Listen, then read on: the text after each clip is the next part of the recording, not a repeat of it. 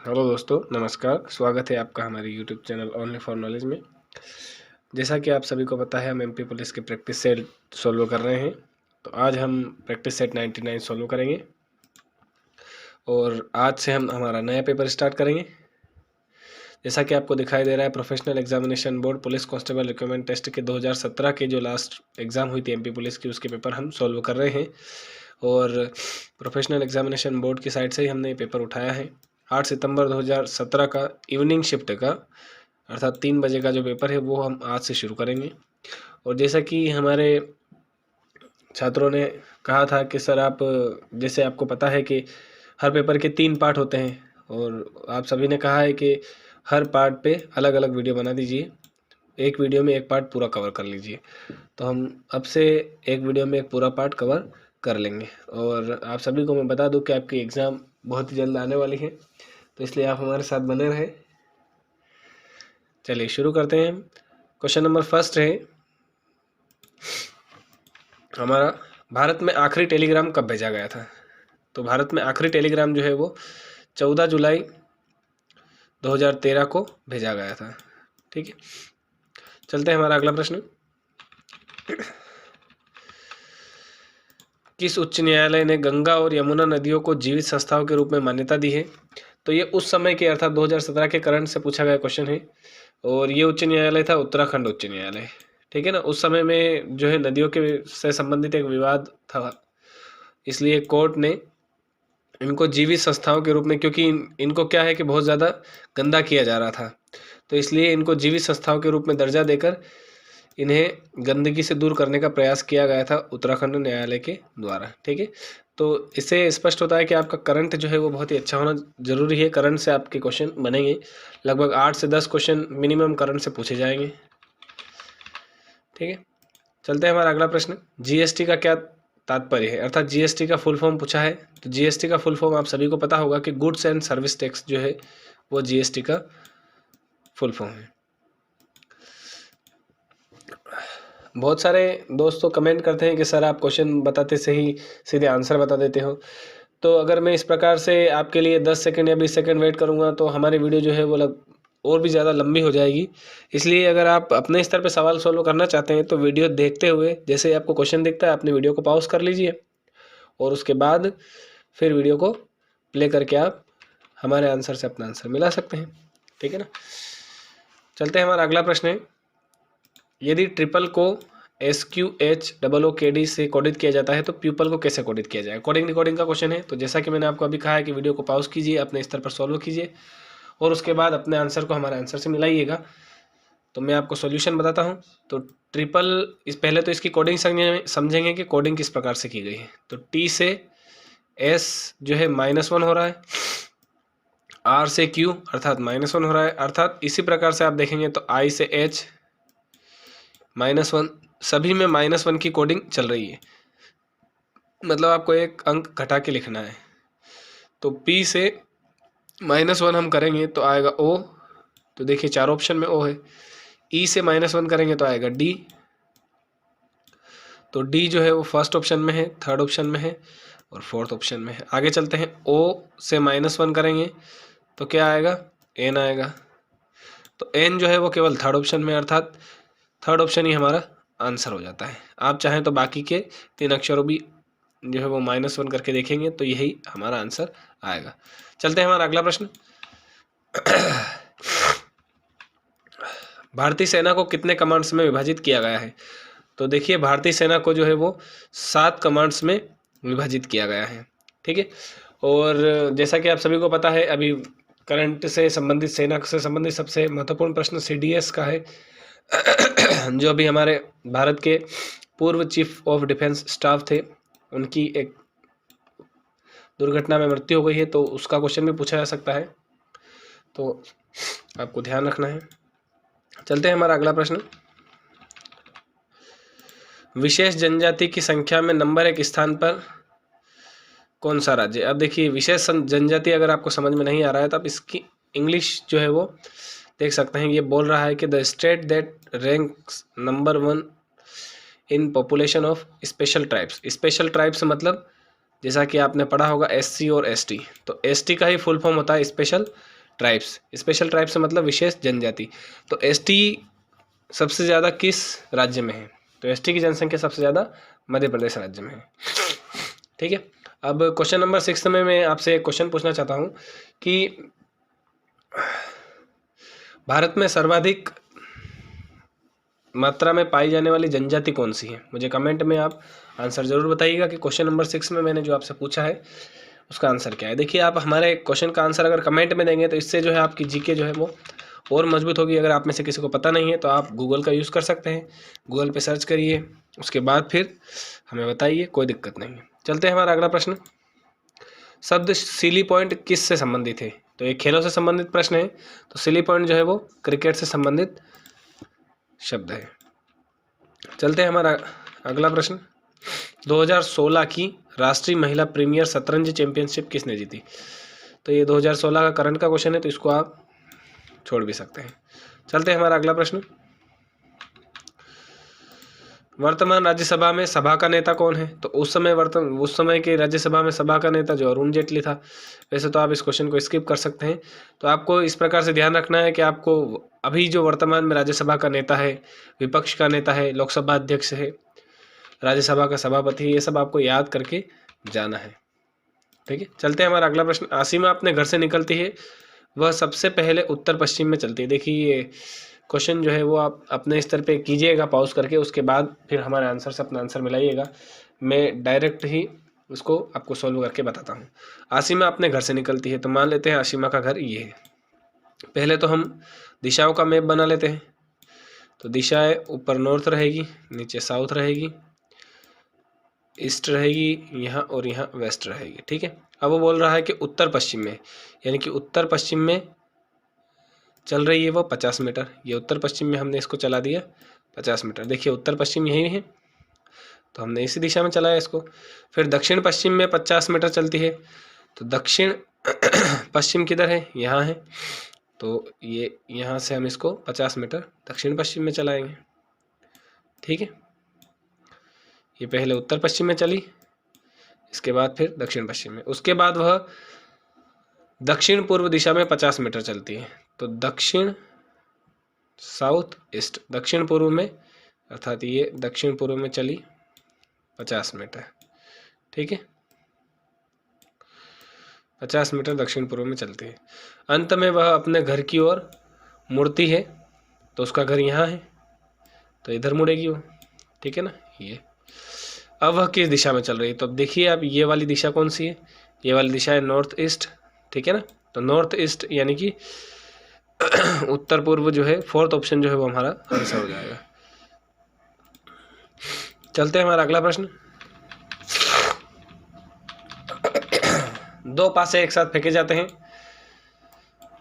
कुल नंबर 12 आने की संभावना निम्न के बराबर है। कुल नंबर मतलब दोनों पासों पर जो ऊपर अंक आएगा उनका योग अधिकतम 12 आने की कितनी संभावना है? तो देखिए, आप ये प्रायिकता से संबंधित प्रश्न है, आपने प्रायिकता का चैप्टर पढ़ा ही होगा। दो पासे एक साथ फेंके जाते हैं तो कुल कंडीशन कितनी बनती है? 36 बनती है। प्रायिकता का फॉर्मूला क्या है? कुल संभावना बटे में आएगी और अनुकूल संभावना ऊपर आएगी। ठीक है ना, तो बटे में कुल संभावना आ जाएगी 36। अब अनुकूल यानी कि जो उसने दी है, अनुकूल क्या दी है? अनुकूल के लिए कंडीशन कि उसका जो टोटल अंक है वो 12 आना चाहिए। तो देखिए, मैं आपको 36 कंडीशन शॉर्टकट में समझाता हूँ। 36 कंडीशन क्या हो सकती है कि पहले पासे पर 1 आए, दूसरे पर भी 1 आए, 1 आए पहले पे, दूसरे पे 2 आए। इसी प्रकार से दूसरे पासे के हम अंक चेंज करते हुए चलेंगे, तो पहले पासे पर 1 और लास्ट तक कितना आ सकता है? अधिकतम पासे पर 6 आ सकता है अंक। 1 से 6 तक ही होते हैं एक पासे पर अंक। फिर अगली लाइन बनाएंगे हम, पहले पासे पर 2 आएगा तो उससे संबंधित भी सेम स्थितियाँ बनेगी। 2 1 2 2 2 3 2 4 2 5 2 6। ठीक है ना, फिर इसी प्रकार से यहाँ 3 1 से शुरू करेंगे, फिर 4 1, फिर 5 1 और फिर 6 1 से। ठीक है, और 6 1 से लगा के हम यहाँ कहाँ तक लेके आएंगे इसको, कंडीशन को 6 तक। ये टोटल रहेगी 36 स्थिति। आप चाहे तो इनको बनाइएगा, 36 स्थितियाँ आपके पास आ जाएगी। अब ये जो इसने दी है हमको तो ये क्या बोल रहा है, कुल अंक 12 होने चाहिए। तो कुल अंक 12 केवल लास्ट वाली कंडीशन में ही बनेंगे, जब दोनों के पृष्ठ पर 6 और 6 आएगा तभी कुल अंक 12 बनेंगे। इसके अलावा बाकी किसी भी कंडीशन में 12 नहीं बनेंगे। चाहे तो आप कहीं भी जोड़ के देख लीजिए, 1 और 6 7 हो रहा है, 2 और 6 8 हो रहा है, ठीक है ना। तो 6 और 6 12 आने की संभावना केवल एक ही है। तो 1/36 जो है वो इसकी प्रायिकता हो जाएगी। चलते हैं हमारा अगला प्रश्न। भारत के मुख्य चुनाव आयुक्त तो कौन है? तो उस समय मुख्य चुनाव आयुक्त जो थे वो ए के ज्योति थे, लेकिन वर्तमान मुख्य चुनाव आयुक्त कौन है ये आप मुझे कमेंट में बताइएगा, ठीक है। मैं आपको चुनाव आयोग के बारे में बता दूं कि चुनाव आयोग में एक तो मुख्य चुनाव आयुक्त होता है और 2 अन्य चुनाव आयुक्त होते हैं, ठीक है ना, उपायुक्त भी कहा जा सकता है। तो आप तीनों के नाम मुझे कमेंट में बताइएगा, मुख्य चुनाव आयुक्त कौन है और जो 2 अन्य चुनाव आयुक्त होते हैं उनके भी नाम मुझे आप बताइएगा कमेंट में। क्वेश्चन नंबर 12 में मैंने आपको ये क्वेश्चन पूछा है। चलते हैं हमारा अगला प्रश्न। 2016-17 के रणजी ट्रॉफी क्रिकेट टूर्नामेंट का अंतिम मैच कहाँ आयोजित किया गया था? तो ये 2016-17 के करंट का क्वेश्चन है। आप इसी क्वेश्चन को वर्तमान यानी कि 2020-21 का बनाइएगा और मुझे कमेंट में बताइएगा 2020-21 का रणजी ट्रॉफी का टूर्नामेंट का अंतिम मैच कहाँ खेला गया था और ये जीती किसने है 2020-21 की, ठीक है ना। क्वेश्चन नंबर 13 में मैंने आपसे क्वेश्चन पूछा है, मुझे कमेंट करके आंसर बताइएगा। चलते हैं हमारा अगला प्रश्न। एक खास कोड भाषा में ओनली कॉमन ग्राउंड का अर्थ मोनो टोनो गोनो है, ऑल कॉमन पीपल का अर्थ टोनो प्ला कोल है और गिव देम ऑल का अर्थ सी प्ला टबोल है। इस कोड भाषा में कॉल के लिए किस शब्द का इस्तेमाल किया गया है? तो देखिए इसको आप पहले अपने स्तर पे कीजिएगा पॉज करके वीडियो को, उसके बाद मेरे आंसर से आप अपना आंसर मिलाइएगा। तो हमें कोड भाषा क्या निकालनी है? कॉल के लिए निकालनी है। तो कॉल देखते हैं सबसे पहले कहाँ है, COLE यहाँ पे है और कहीं है नहीं। तो इनमें तीनों में से कोई ऐसा शब्द होगा जो बाकी दोनों कंडीशनों में नहीं दे रखा होगा। तो देखिए आल, तो आल यहाँ दे रखा है, मतलब कि आल ये हो ही नहीं सकता आल का कोड कॉल, क्योंकि कॉल तो यही है। तो इससे संबंधित वर्ड ऐसा ही होगा जो यहीं पे हो। अब कॉमन, तो कॉमन यहाँ भी है, कॉमन यहाँ भी है, तो कॉमन भी नहीं हो सकता। तो बचा है प्यूपल, तो प्यूपल ही हमारा आंसर हो जाएगा। प्यूपल जो है वो कॉल का कोड है। आप चाहे तो देख सकते हैं प्यूपल यहाँ भी नहीं है इन तीनों अक्षरों में और यहाँ भी नहीं है। चलते हैं हमारा अगला प्रश्न।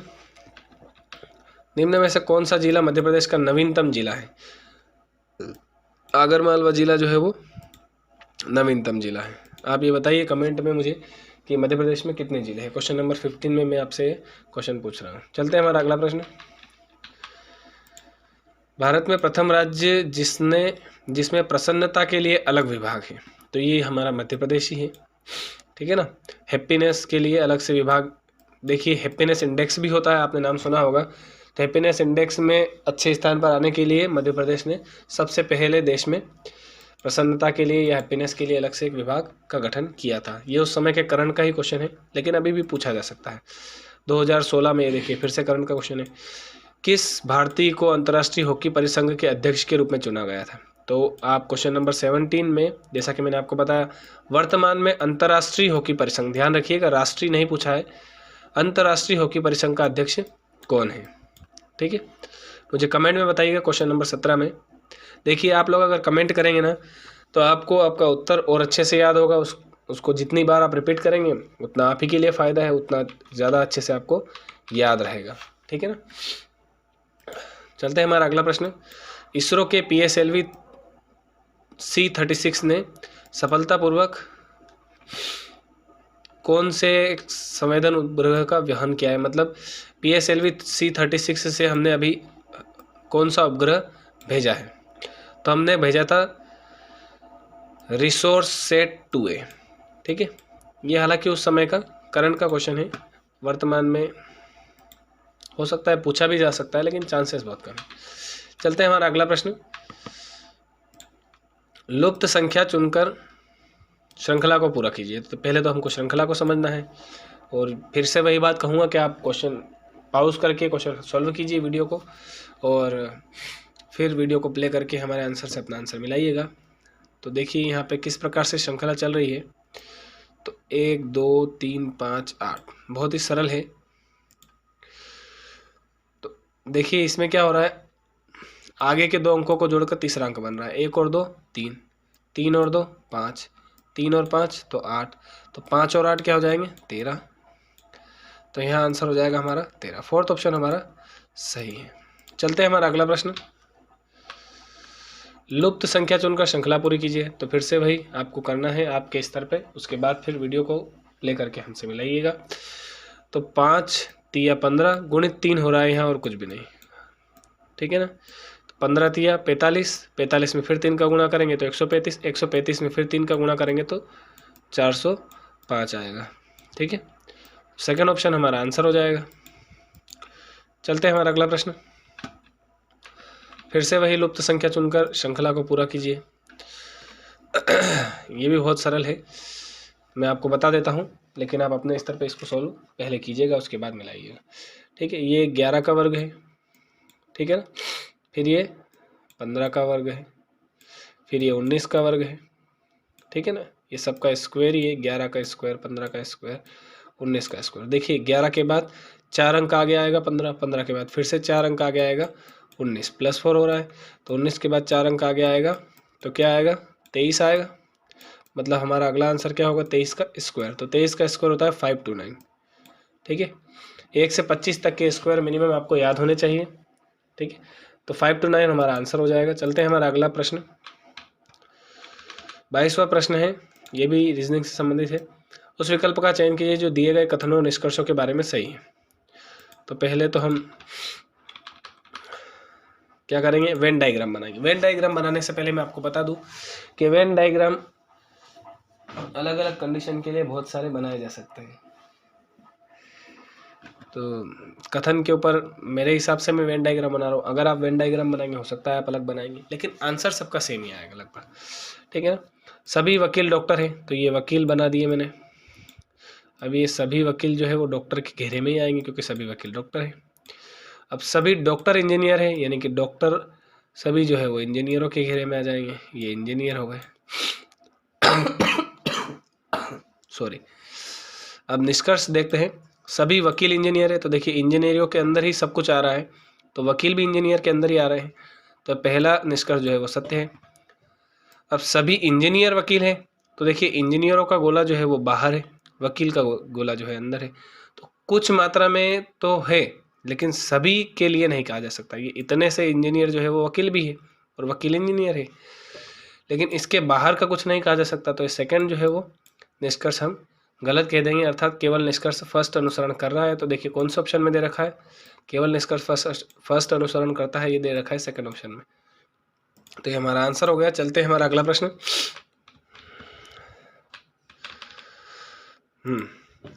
फिर से इसी प्रकार हमको वेन डायग्राम बना के इसको करना है। सभी पेंटिंग पोस्टर हैं, तो ये पेंटिंग है, तो पेंटिंग को PT से और पोस्टर को PO से निरूपित कर देंगे, ठीक है ना। तो पेंटिंग के बाहर पोस्टर हो गया। अब कुछ फोटोग्राफ पोस्टर है, तो कुछ फोटोग्राफ जो है वो पोस्टर है, ये फोटोग्राफ को PA से डिनोट कर देंगे, ठीक है। तो ये सबसे सटीक वेन डायग्राम बना है। अब देखते हैं निष्कर्ष। सभी फोटोग्राफ पेंटिंग है, तो फोटोग्राफ जब कुछ है तो सभी का तो हो ही नहीं सकता।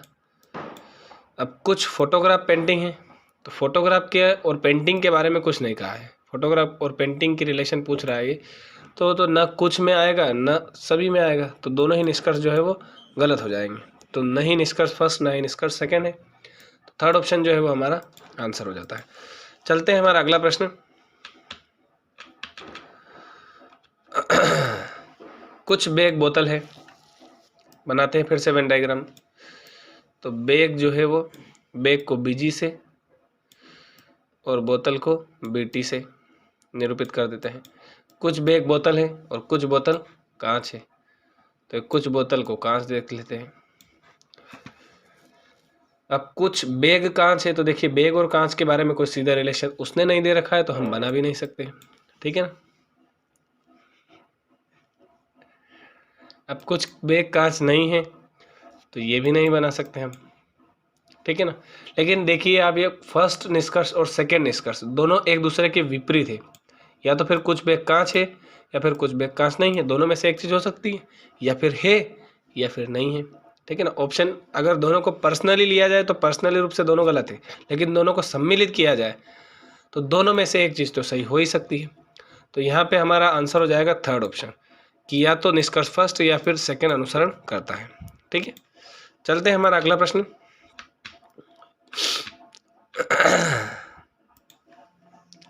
सभी बिल डेबिट है, तो यहाँ बिल जो है वो बिल को बी से और डेबिट को डी से निरूपित करते हैं। सभी बिल डेबिट है, कोई बिल डिमांड नहीं है, तो बिल डिमांड को डी आई से निरूपित कर देंगे हम, ये ठीक है ना। अब क्या बोल रहा है, कुछ डेबिट बिल है, तो डेबिट के अंदर बिल आ रहा है, तो कुछ मात्रा में आ रहा है, बिल्कुल है, कुछ डेबिट बिल।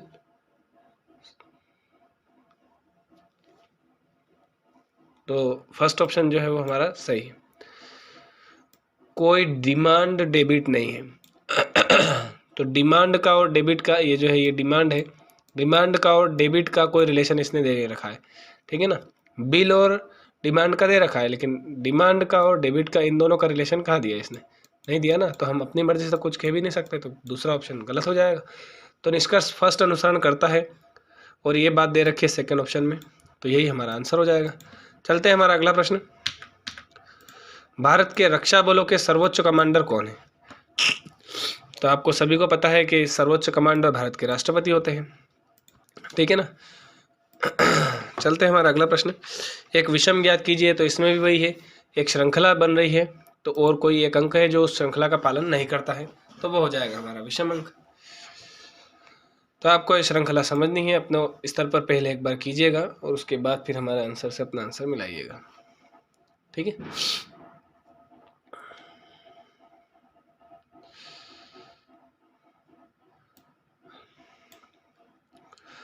तो पहले सबसे पहले हम क्या करेंगे, इसको जोड़ के देखेंगे। तो 1 में 7 प्लस करेंगे तो 8 हो जाएगा, 8 में 5 प्लस करेंगे तो 13 हो जाएगा, 13 में फिर से 7 प्लस करेंगे तो 20 हो जाएगा। 20 में जिस प्रकार से श्रृंखला चल रही, तो 20 में क्या होना चाहिए, 5 प्लस होना चाहिए। तो 20 में 5 प्लस अगर हम करेंगे तो 27 की जगह क्या होना चाहिए, 25 होना चाहिए। आगे और बढ़ा लेते हैं कि हमने जो श्रृंखला बनाई है क्या वो सही है। तो अगर 25 ही यहाँ आएगा तो 25 में फिर 7 जोड़ते हैं हम, 25 में 7 जोड़ने पर 32 आ रहा है बिल्कुल। फिर 32 में 5 जोड़ेंगे तो 37 आ रहा है, मतलब यही जो है वो हमारी मिस्टेक हमने पकड़ ली है। तो 27 की जगह क्या आएगा, 25 आएगा, ठीक है। तो उसने क्या पूछा है कि विषम क्या है, तो विषम क्या है, 27 है, 27 की जगह क्या आना चाहिए, 25 आना चाहिए, ठीक है। चलते हैं हमारा अगला प्रश्न। उत्तर पश्चिमी रेलवे का मुख्यालय कहाँ स्थित है। उत्तर पश्चिमी रेलवे यानी कि नॉर्थ वेस्टर्न रेलवे, सभी रेलवेज के मुख्यालय आपको याद होने चाहिए, और ये तो बहुत ही फेमस है, जयपुर है इसका मुख्यालय उत्तर पश्चिमी रेलवे का, आप सभी को पता होगा।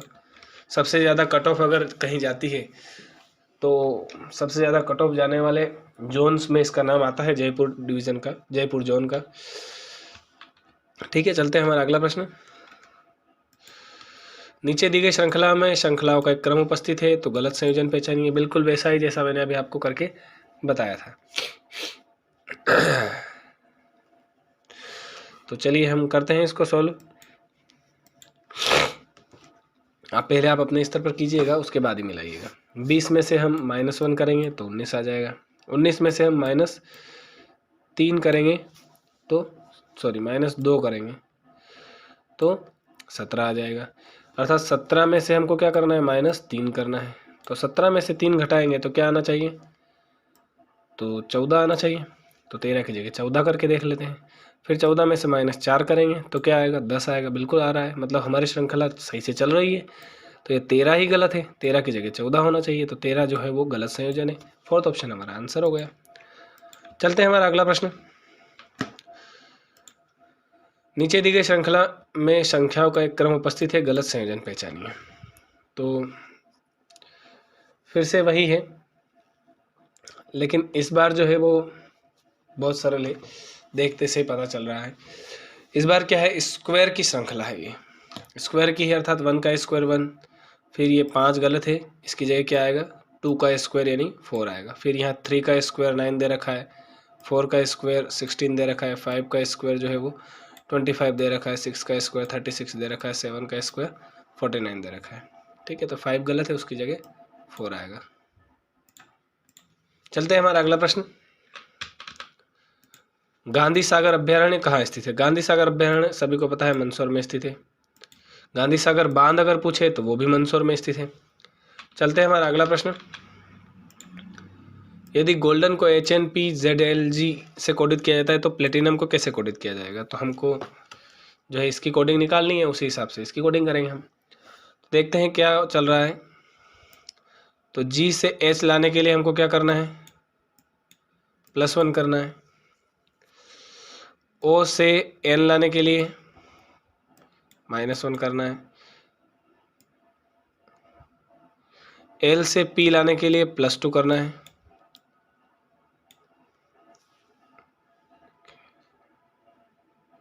सॉरी +4 करना है। और D से Z लाने के लिए -4 करना है। फिर E से L लाने के लिए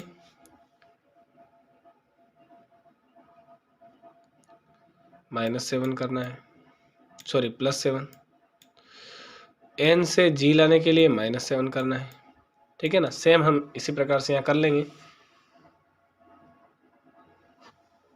तो P से पहले क्या करना है, हमको +1 करना है, तो P +1 क्या हो जाएगा Q, L -1 क्या हो जाएगा K, फिर A +4 क्या हो जाएगा E। देखिए मिलाइए, QKE यहाँ भी है, QKE यहाँ भी है, QKE यहाँ भी है, चारों जगह है। आगे और करते हैं सॉल्व। T से फिर -4 करना है तो P हो जाएगा। तो P कहाँ है, E के बाद P यहाँ है और P यहाँ है। ठीक है, मतलब सेकेंड ऑप्शन गलत हो गया, फोर्थ ऑप्शन भी गलत हो गया। फिर देखते हैं, 4 अक्षर तो हमने कर लिए। I यानी 5वें अक्षर में हमको क्या करना है, +7 करना है। तो I में अगर +7 करेंगे तो P आएगा फिर से। तो इसके बाद P तो केवल थर्ड ऑप्शन में दे रखा है, तो थर्ड ऑप्शन हमारा आंसर हो जाएगा, फर्स्ट ऑप्शन गलत हो जाएगा। ठीक है, चलते हैं हमारा अगला प्रश्न। देखिए आपको समझाने में मुझे टाइम लग रहा है, लेकिन अगर आपको आ जाएगा तो आप इसको बहुत जल्द कर सकते हैं।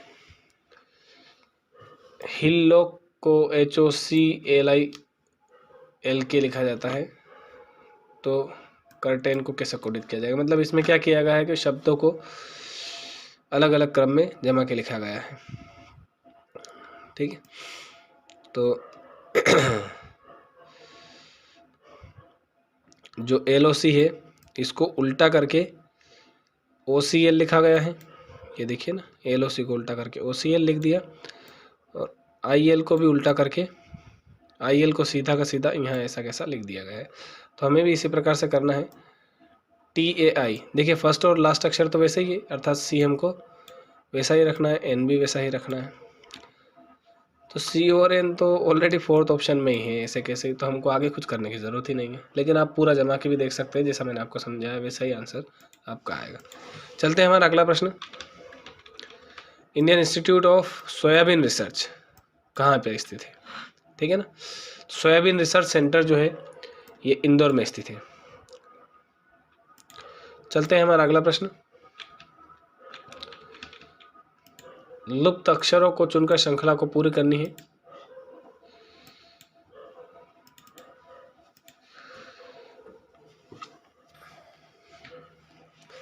तो एक एक करके हम अलग अलग ऑप्शन को श्रृंखला में रखकर श्रृंखला को जमा कर देख सकते हैं। जैसे कि फर्स्ट ऑप्शन को अगर हम रखेंगे तो ALM ALMN, फिर यहाँ BL, फिर यहाँ BL, फिर यहाँ M आएगा।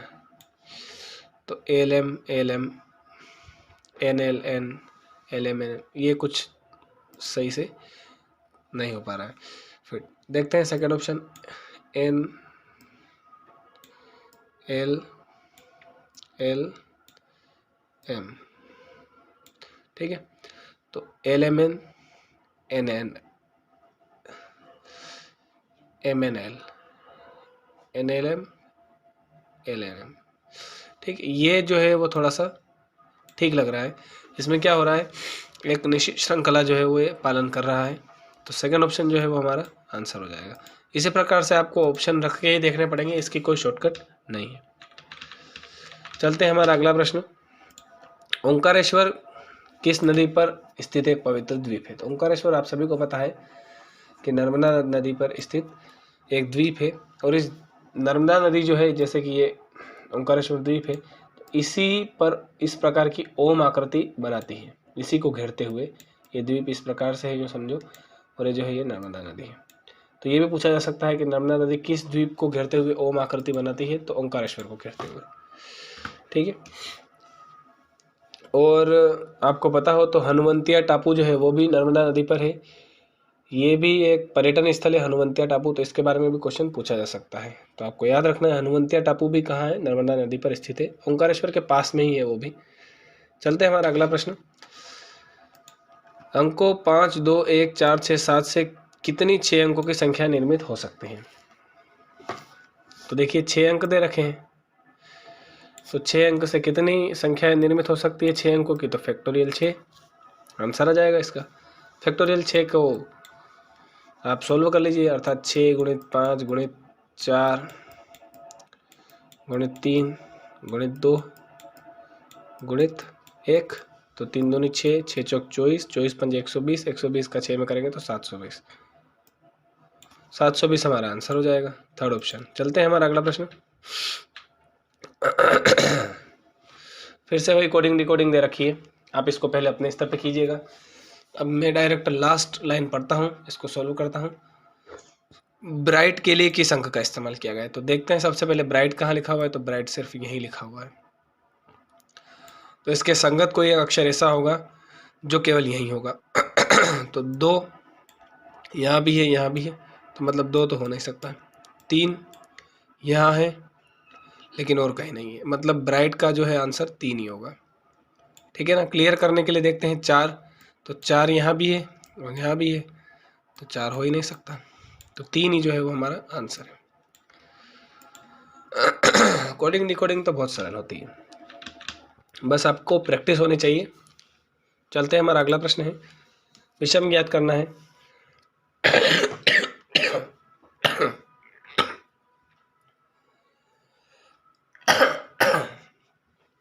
विषम ज्ञात करना है, सॉरी। इनमें क्या है कि सब में एक निश्चित क्रम होगा 3 में, और बाकी किसी एक में निश्चित क्रम नहीं होगा। तो इसको हम देख लेते हैं। ई के बाद H जो है +3 हो रहा है, और L जो है वो +4 हो रहा है। C के बाद F जो है +3 हो रहा है, और I भी जो है वो +3 हो रहा है। D के बाद G जो है ये भी +3 हो रहा है, और ये भी +3 हो रहा है। G के बाद J, यहाँ भी +3 हो रहा है, यहाँ भी +3 हो रहा है। मतलब खाली फर्स्ट ऑप्शन जो है वो हमारा अलग जा रहा है, अर्थात फर्स्ट ऑप्शन जो है वो विषम है। देखिए मेरी तबीयत थोड़ी ख़राब है, इसलिए थोड़ा डिस्टर्बेंस हो रहा है, सॉरी। चलते हैं हमारा अगला प्रश्न। किस स्वतंत्रता सेनानी को देश बंधु के नाम से जाना जाता है? तो आप सभी जानते हैं उसको। क्या नाम है उसका? चित्तरंजन दास। चित्तरंजन दास को देश बंधु के नाम से जाना जाता है। तो ये देखिए, इसी के साथ हमने फर्स्ट जो है वो टॉपिक क्लियर कर लिया। अब अगला टॉपिक आ गया है हमारा mental ability and mental aptitude का। तो इसका फर्स्ट क्वेश्चन मैं आपको दिखा देता हूँ। फर्स्ट क्वेश्चन ये है, नीचे दिए गए क्रम में अगली आकृति कौन सी आएगी, देख लीजिए आप। और इसके जो ऑप्शन है वो भी देख लीजिए आप। थोड़ा क्या है कि क्वेश्चन बड़ा है, इसलिए एक साथ पूरा क्वेश्चन जो है स्क्रीन पर तो नहीं आ पाएगा, लेकिन आप सारे ऑप्शन देख लीजिए। और क्वेश्चन नंबर फर्स्ट का आंसर जो है मुझे कमेंट में ज़रूर बताइएगा, ठीक है।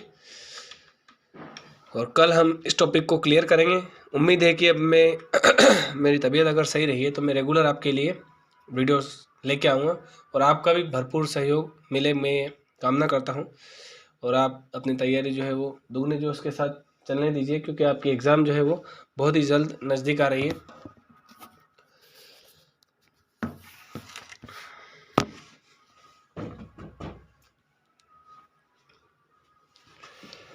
ठीक है दोस्तों, अगर आपको वीडियो अच्छी लगी है तो वीडियो को शेयर कीजिए, लाइक कीजिए, सब्सक्राइब कीजिए चैनल को।